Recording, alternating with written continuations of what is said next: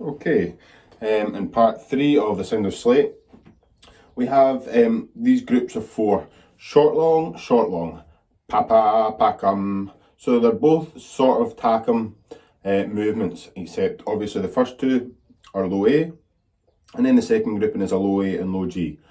Low A, low A, low A, low G, pa-pa, pa-cum. So we've got the G and the D grace notes, followed by the G and the D grace notes.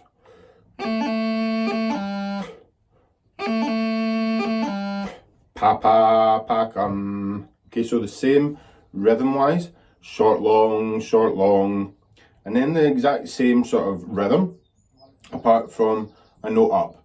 B, B, B, low A.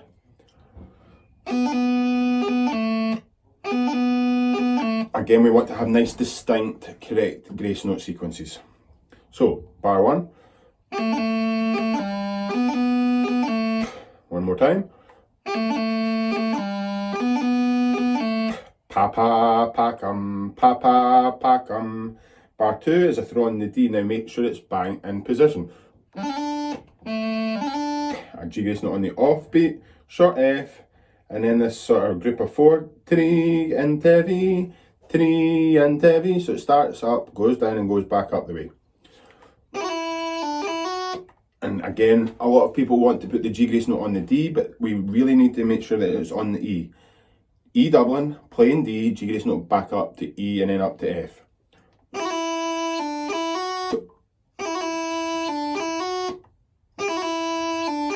Okay, so bars 1 and 2 in part 3, sorry, go something like this.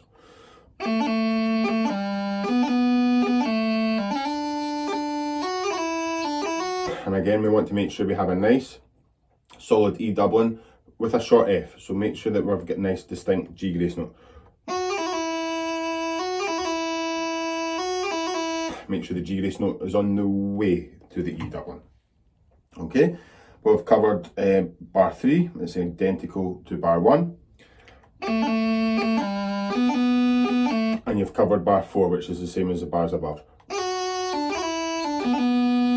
Okay, and then you'll notice that we have double dots, so we go and repeat that. So similar to part 1, it's 4 bars repeated. After 2, 1, 2.